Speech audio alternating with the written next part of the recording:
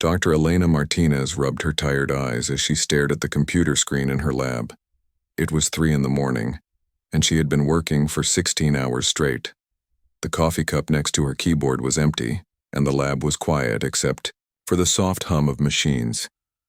Elena was a scientist who studied alien life. She worked at the International Space Research Center, a place where the smartest people on Earth tried to find signs of life in space. For years she had been looking at signals from distant stars, hoping to find something that would prove humans were not alone in the universe. The quantum communication device in the corner of her lab had been silent for months. It was a new machine that used strange physics to send messages across vast distances instantly. Elena and her team had built it to try to contact alien civilizations, but so far, it had done nothing but collect dust. Then, at exactly 3:17 a.m., the machine started beeping. Elena nearly fell off her chair. She had never heard that sound before. The machine's lights were flashing in patterns she did not recognize. Her heart began to race as she rushed to the device and checked its readings. The screen showed something impossible. A message was coming through from somewhere outside the solar system. The signal was strong and clear, as if it was coming from the room next door instead of from light years away. Elena's hand shook as she typed commands into the computer. The message was in a language she had never seen before, but somehow, the machine was translating it into English. The words that appeared on her screen made her jaw drop. Greetings to the inhabitants of Sol 3. We are the Galactic Council. Your species has been selected to take its designated seat among the governing bodies of this galaxy. A delegation will arrive at your lunar station in 72 hours to begin the formal introduction process. Elena read the message 3 times before it sank in. Sol 3 was what astronomers called Earth. Someone out there knew about humans and wanted to meet them. Not only that, but they were offering Earth a seat on some kind of galactic government. She grabbed her phone and called Commander Jake Sullivan, the head of Earth's first contact team. Jake was a former military officer who had been chosen to lead humanity's response if aliens ever made contact. He was supposed to be the first person to know about any alien communication. Elena, it's 3 in the morning. Jake's sleepy voice came through the phone. This better be important. Jake, you need to get down here right now, Elena said, trying to keep her voice steady. We have contact. There was silence on the other end of the line. Then Jake's voice came back, wide awake. Contact? You mean alien contact? Yes, and Jake, it's not what we expected. They're not just saying hello. They want to give us a seat on their government. Within an hour, Jake was at the lab with a team of scientists, military officers, and government officials. They all crowded around Elena's computer, reading the message over and over again. This has to be a hoax, said Dr. Robert Kim, Elena's colleague. There's no way aliens would just invite us to join their government. We haven't even proven we can get along with each other. But Elena had run every test she could think of. The signal was real. It was coming from a point in space that no human technology could reach. The quantum signatures were unlike anything on Earth. It's real, she told the group. And there's more. The message says they've been waiting for us. Look at this part. She pointed to a section of the translated text that made everyone in the room go quiet. Your species was allocated a position on the Galactic Council 2,000 years ago. The seat designated as Sol 3 has remained empty, awaiting your technological development to receive this communication. Jake ran his hand through his hair. 2,000 years? They've been waiting for us for 2,000 years? The implications were staggering. If the message was true, then aliens had been watching Earth since the time of the Roman Empire. They had known about humans long before humans knew about them. Over the next few hours, more messages came through the quantum device. The aliens, who called themselves the Galactic Council, provided coordinates for their delegation's arrival. They would land at Luna Station, the small research base that humans had built on the moon. Elena learned that the Galactic Council was made up of 47 different alien species from across the galaxy. Each species had a representative who helped make decisions about trade, exploration, and conflicts between worlds. The most shocking part was that Earth had been given a seat on this council before humans had even invented the wheel. the aliens, had somehow known that humans would eventually become advanced enough to join them. Why us? Jake asked during one of the communication sessions. What makes humans special? The answer came from an alien called Ambassador Corveth, who would be leading the delegation to Earth. Your species possesses unique neural patterns that make you natural mediators. You have the rare ability to understand and connect with different forms of consciousness. This trait appears perhaps once in a million years of galactic evolution. Elena had to sit down when she read that. Humans were special not because they were the strongest or the smartest, but because they could understand others. All the qualities that made humans good at working together, empathy, cooperation, emotional intelligence, were apparently rare in the galaxy. As the 72-hour deadline approached, Elena found herself at the center of the most important moment in human history. She had spent her career looking for signs of alien life, never imagining that the aliens had been looking back. The quantum device kept receiving messages with technical details about the meeting. The aliens were sending information about their biology, their technology, and their culture. Elena worked around the clock to prepare humanity for first contact, but the most important message came just hours before the delegation was due to arrive. It was simple, but it changed everything Elena thought she knew about Earth's place in the universe. Welcome to the galaxy, people of Sol 3. Your seat at the table has been waiting for you all along. Captain Lisa Brooks stood on the bridge of the UES horizon, watching the stars blur past as they traveled faster than light for the first time in human history. 3 weeks had passed since the alien delegation arrived at Luna Station, and now she was leading humanity's first journey to the center of the galaxy. The alien technology was amazing. The Horizon had been Earth's most advanced spaceship, but the aliens had upgraded it with their faster-than-light drive in just 2 days. What would have taken humans thousands of years to reach, they could now travel to in a matter of days. Lisa had been chosen to command this historic mission because of her experience as a pilot and her calm personality. She had flown missions to Mars and the outer planets, but nothing had prepared her for this journey to meet an entire galaxy of alien civilizations. Dr. Elena Martinez sat at one of the bridge stations, still trying to process everything that had happened. The alien delegation had been friendly but overwhelming. They had shared so much information that human scientists would need years to understand it all. Captain, we're approaching the rendezvous point, called out Lieutenant Commander Ryan Foster from his position at the navigation console. Ryan was the ship's military advisor, a careful man who always worried about potential threats. Through the main viewing screen, they could see their destination growing larger. The Galactic Council station was enormous, bigger than any human city. It looked like a giant wheel spinning slowly in space with docking bays that could hold thousands of ships. As they got closer, Lisa could see ships of all shapes and sizes.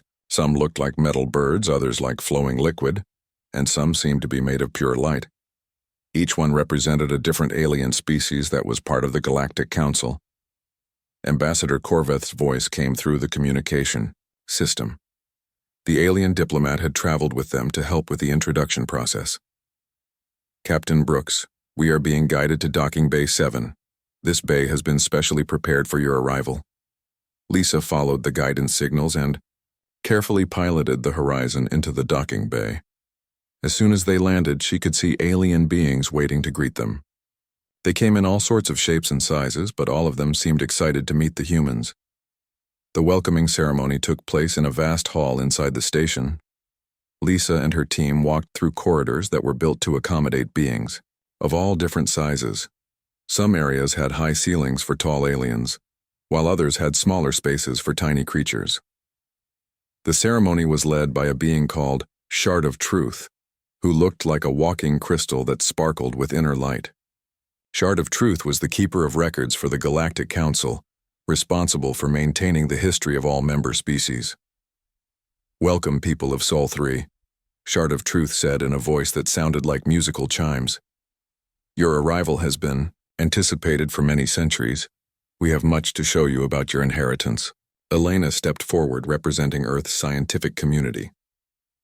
Inheritance? What do you mean?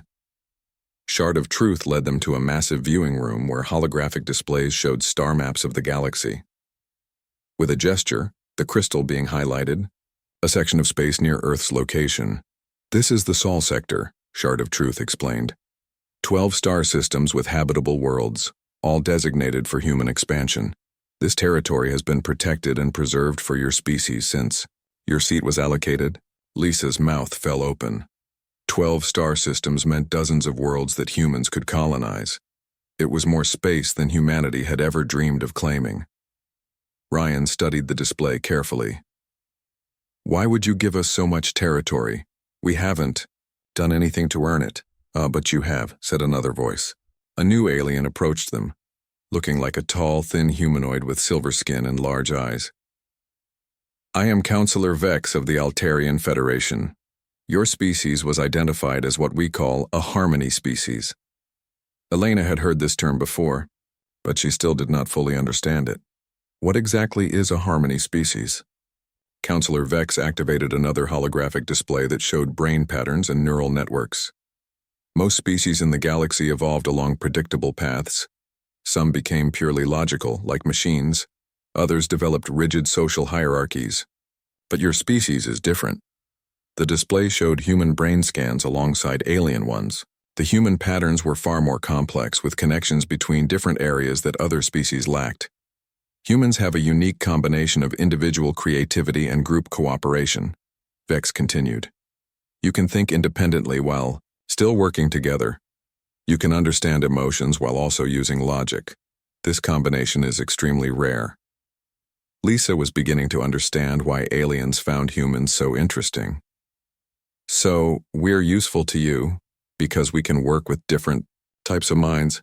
Exactly, said Shard of Truth. In your sector, there are 3 worlds already inhabited by species that requested human oversight. They have been fighting each other for centuries, unable to resolve their conflicts. The crystal being showed them images of 3 different alien races. One looked like armored insects, another resembled walking plants, and the third appeared to be made of shifting geometric shapes. The Keth are warriors who only understand strength, Vex explained. The Botanics are collective minds, who think in terms of growth and harmony. The Geometrics are mathematical beings who see everything as equations. They cannot communicate effectively with each other. Elena realized the implications. But you think humans can understand all 3 types of thinking? We do not think it. We know it, Shard of Truth replied. Human empathy allows you to see through the eyes of others. Your emotional intelligence helps you understand motivations that pure logic cannot grasp. Your creativity finds solutions that rigid thinking cannot discover. Ryan looked skeptical. What if we fail? What if we can't help these species get along? Then you will learn from the failure and try again, said Counselor Vex. That is another human trait we admire. You do not give up easily, and you learn from your mistakes. Over the next several hours, the aliens showed the human delegation around the station. They met representatives from dozens of different species, each one eager to welcome Earth to the galactic community. Lisa was amazed by the diversity of life in the galaxy. There were beings made of gas, others that lived in liquid, and some that existed partly in other dimensions. Yet somehow they all worked together on this council. But the most surprising discovery came when Shard of Truth showed them the council chamber itself. At the center of a circular room, there were 47 seats arranged in a spiral pattern. One seat, positioned prominently near the center, was empty. That seat was crafted specifically for human physiology 2,000 years ago. Shard of Truth explained. We knew what your species would look like based on evolutionary projections. Elena ran her hand along the armrest of the empty seat. It fit perfectly, as if it had been made just for her. You've been preparing for us for all this time? The galaxy has been waiting for a species like yours, Counselor Vex said. We needed mediators, peacemakers, beings who could understand and unite different forms of consciousness. You are that species. As they prepared to return to the horizon for the night, Lisa realized that humanity's journey to the stars was not just about exploration or adventure. It was about fulfilling a role that the galaxy desperately needed. The empty seat had been waiting for humans not just because they were ready to fill it, but because the galaxy was ready for what humans could offer. Earth's children were about to become the peacemakers of the stars. Ambassador Carol West stood in the conference room aboard the Galactic Council station, looking at 3 holographic displays that showed the most complicated conflict she had ever seen. Each display showed the same region of space, but from the perspective of a different alien species. Carol had been Earth's top diplomat for 15 years. She had helped solve conflicts between countries, negotiated trade deals, and handled delicate international situations. But nothing in her experience had prepared her for this challenge. The Galactic Council had given humanity its first official test. 3 alien species had been fighting over the same territory for 800 years. Every attempt by other council members to solve the problem had failed. Now it was humanity's turn to try. The Krex Empire sees this space as a military zone, explained Counselor Vex, pointing to the first display. They measure territory by how well they can defend it and attack from it. The Krex were the armored insect-like beings that Carol had seen in the previous briefings. They thought like soldiers, always planning for the next battle. Their display showed the disputed region covered with defensive positions, weapon ranges, and strategic choke points. The Neph Collective views the same area as a resource distribution network. Vex continued, gesturing to the second display. They see territory in terms of what can be harvested and how efficiently it can be shared among their population. The Neph looked like walking plants with multiple arms and a shared consciousness. Their display showed the region as a complex web of resource flows, mining operations and supply lines connecting different worlds. And the Lumina Confederacy perceives this space as an energy pattern, Vex said, indicating the third display. They are beings of pure energy who see territory. As the flow of power through space-time, the Lumina appeared as shifting geometric shapes made of light. Their display showed the region as flowing streams of energy, with nodes where different types of power intersected and created opportunities for their kind to thrive. Carol studied all 3 displays, trying to understand how the same space could look so different to each species. They're not even fighting over the same thing, she realized. They each want something completely different from this region. Dr. Elena Martinez, who had joined the diplomatic team, nodded in agreement. That's probably why nobody has been able to solve this. Previous mediators tried to divide the territory, but you can't divide something that each species sees in a fundamentally different way. Colonel Sam Hayes, who was in charge of security for the human delegation, had been studying intelligence reports about the conflict. There's something else we need to consider, he said. My sources indicate that someone has been making money off this war. Carol turned to look at him. What do you mean? Sam activated his own display, showing shipping routes and financial transactions. The Void Syndicate. They're a criminal organization that operates in the gaps between legitimate galactic law. While these 3 species have been fighting, the Syndicate has been selling weapons to all sides and smuggling resources out of the disputed territory. This was a complication Carol had not expected.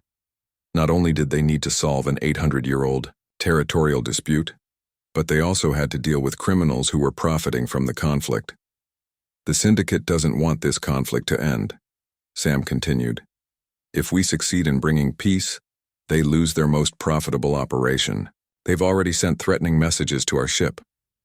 Carol took a deep breath. She had handled difficult negotiations before, but never with the threat of criminal interference. We'll deal with the Syndicate later. First, let's focus on understanding what each species actually needs. Over the next 3 days, Carol held separate meetings with representatives from each of the 3 species. She quickly learned that the problem was even more complex than she had thought. General Thak of the Krex Empire was a massive creature covered in natural armor plating. He spoke in short, direct sentences and thought in terms of victory and defeat. The sector must be controlled, he told Carol. Control means security. Security means survival. Carol tried to understand his perspective. What threatens your security in this region? Enemies could use it as a base to attack our worlds, Thak replied. We must hold it to protect our people. When Carol met with the Neph Collective, she found herself talking to three different beings who spoke as one voice. They moved in perfect coordination and seemed to share thoughts instantly. "The sector contains rare minerals essential for our survival," they said in unison. "Our population grows. We need resources to feed our children." Carol noticed that they never used individual pronouns. Everything was we and our and us. Their entire species worked as a single unit. The Lumina representatives were the strangest of all. They appeared as floating geometric shapes that constantly changed form. When they spoke, their voices sounded like music. "The sector pulses with energy currents that sustain our existence," they sang. "We must maintain the flow, or our essence will fade." Carol began to see the real problem. Each species needed the territory for survival, but they needed it in different ways. The Kreks needed it empty so they could defend it. The Neph needed it full of mining operations. The Lumina needed it to remain natural so energy could flow freely. Dr. Elena Martinez had been working on a solution. "Carol, I think I found something," she said during one of their planning sessions. "The region they're fighting over has a unique phenomenon. There's a natural energy field that affects space and time in unusual ways." Elena showed Carol her research. The disputed territory contained something called a dimensional confluence, a place where different layers of reality touched each other. "The Kreks don't realize it, but this energy field makes the region perfect for defense," Elena explained. "Ships moving through it are easier to detect and harder to hide. The Neph don't know that the energy field is what makes their rare minerals form in the first place. And the Lumina don't understand that they can actually control the energy flow by working with the other species instead of against them." Carol began to see the solution. They're not competing for the same resource. They're all depending on different aspects of the same phenomenon. But before she could present this idea to the three species, Colonel Hayes brought her disturbing news. "The Void Syndicate is planning something big," he reported. "Our intelligence suggests they're going to try to sabotage the peace talks." Carol realized that humanity's first test was about to become much more dangerous. Not only did they need to solve an impossible territorial dispute, but they also had to protect the peace process from criminals who would do anything to keep the war going. "How much time do we have?" she asked Sam. "Maybe 48 hours before they make their move," he replied. Carol looked at the three displays showing the disputed territory from each species' perspective.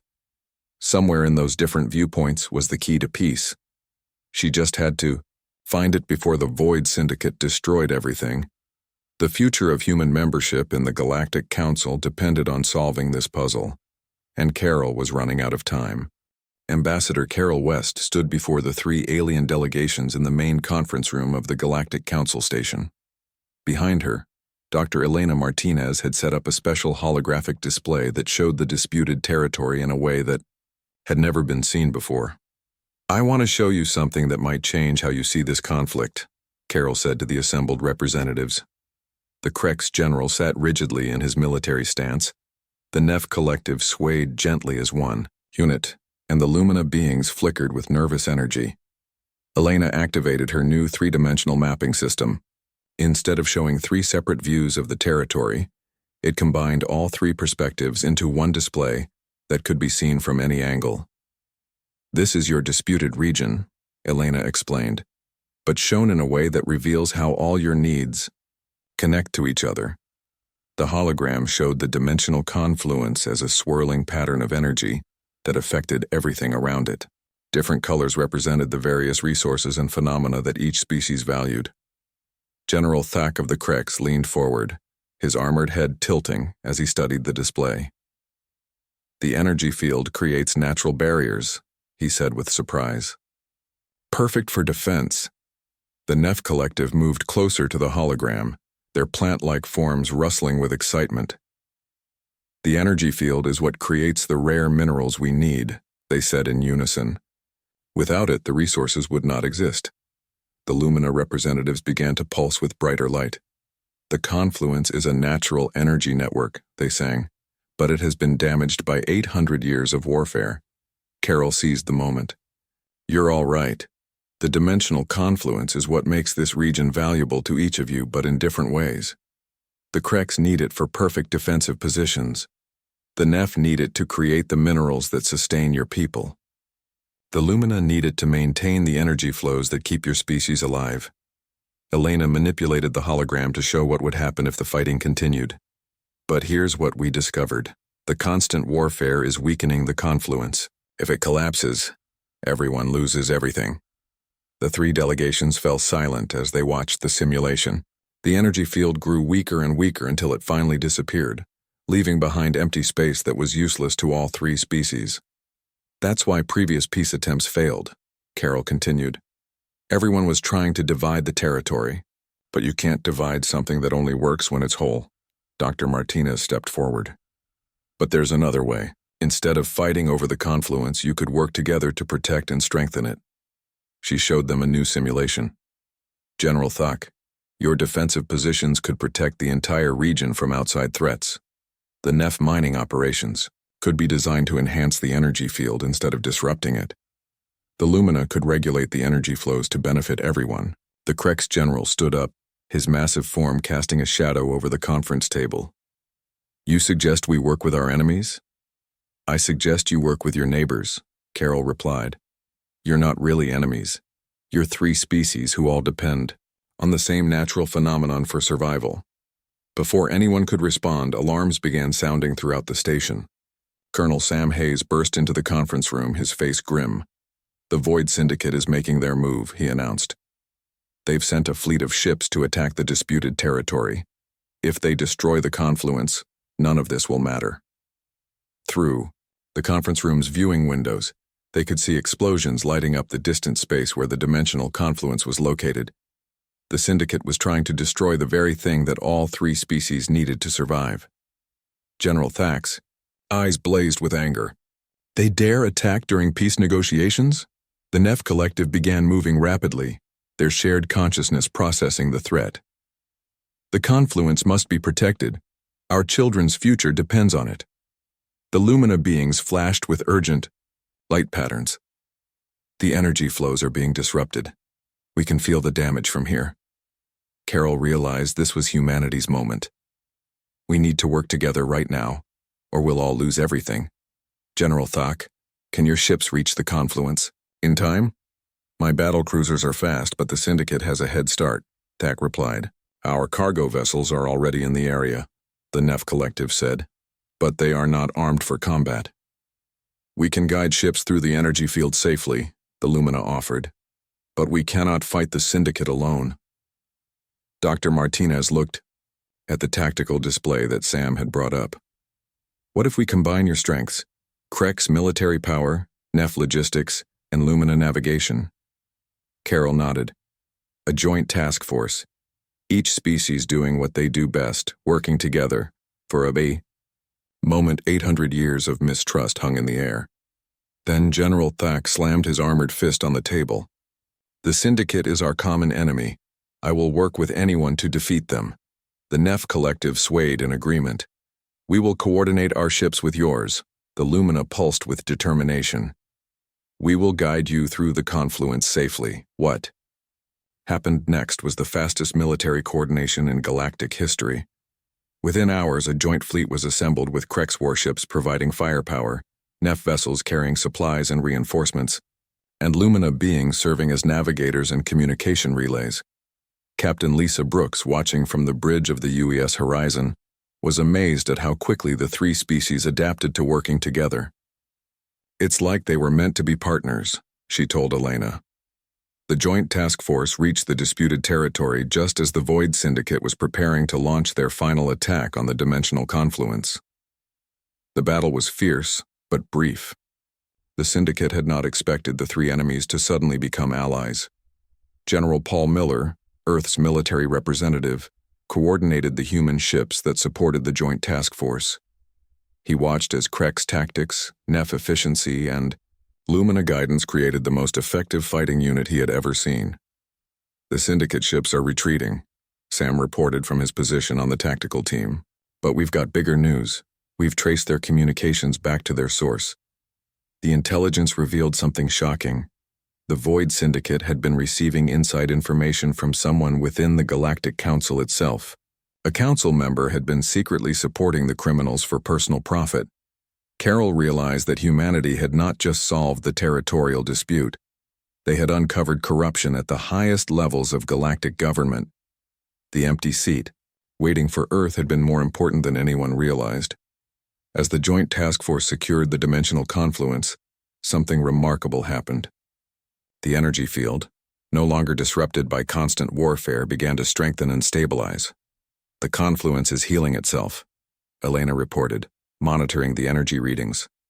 With all three species working together to protect it, it's becoming stronger than it's been in centuries. General Thack looked at his former enemies with new respect. Perhaps this partnership could continue beyond today. The Neff Collective rustled with agreement. Together, we are stronger than apart. The Lumina beings sang with harmonious light. The energy flows better when we guide it together.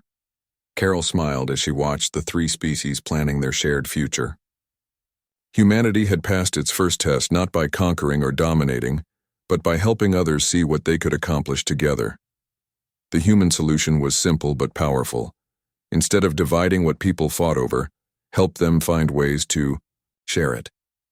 Instead of choosing winners and losers, find solutions where everyone could win.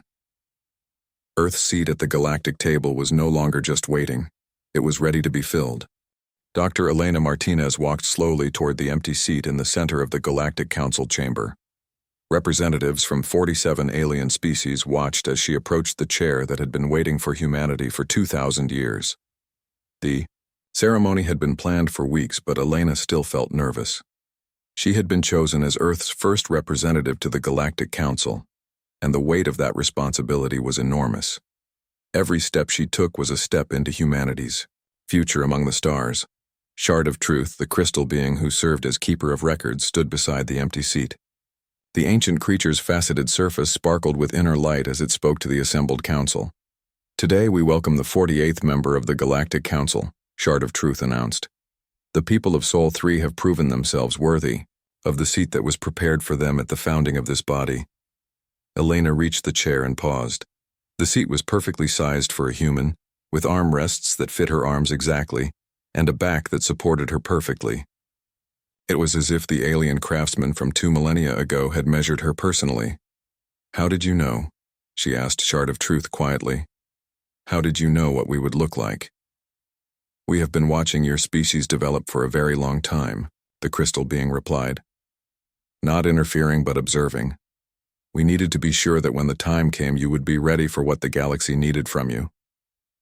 Elena sat down in the chair, and immediately felt a connection to something larger than herself.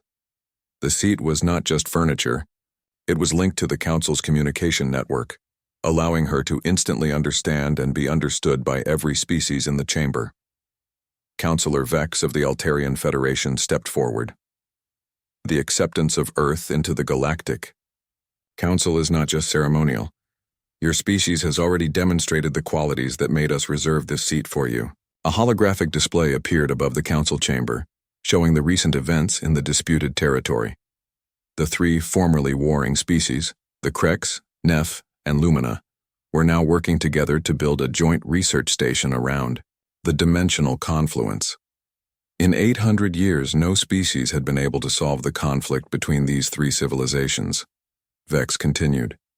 Humanity succeeded in 3 days by helping them see what they could accomplish together. Elena looked around the chamber at the incredible diversity of alien life forms. There were beings of gas, liquid, energy, and solid matter. Some were tiny creatures no bigger than insects, while others were massive entities that barely fit in the vast space. Yet somehow they all worked together. "We have much to learn from you," Elena said to the council, "but it seems we also have something to offer." "Indeed you do," said a new voice. Elena turned to see Ambassador Korveth, the alien diplomat who had first contacted Earth. "Your species possesses something that most of us have lost over millions of years of evolution." Another display appeared, showing brain scans and neural patterns from dozens of different species. The human patterns were unique, with connections between different areas that other species lacked. "Most species develop along specialized paths," Korveth explained. "We become very good at one type of thinking, but we lose the ability to understand other perspectives. Humans retain the connections that allow you to see through the eyes of others. Captain Lisa Brooks, who had been invited to witness the ceremony, stood up from the observers section. What exactly does this mean for humanity's role in the Council? Shard of Truth activated another display, this one showing star maps with conflict zones marked in red.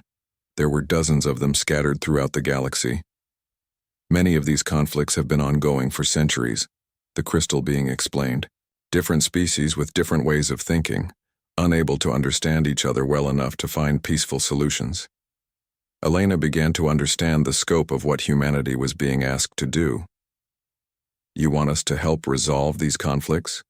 We want to give you the opportunity to do what your species does naturally, Counselor Vex replied. Build bridges between different forms of consciousness. Over the next few hours, Elena learned about humanity's new responsibilities. Earth would become the training center for galactic diplomacy, where representatives from all species could learn human techniques for understanding and communicating with others. Commander Jake Sullivan, who had traveled to the council station for the ceremony, was amazed by what he heard. You're asking us to teach the galaxy how to get along? Your species has been doing it for thousands of years, Corveth pointed out. Human history is full of different cultures learning to work together. You have experience that most of us lack. Dr. Elena Martinez accessed the Council's historical records through her chair's connection. What she found was both fascinating and sobering.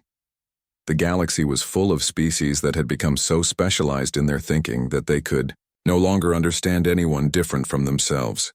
We can help, Elena said finally. But we'll need to understand each species better. We'll need to learn how different minds work. That knowledge will be provided, Shard of Truth assured her. The Council's archives contain detailed studies of every member species.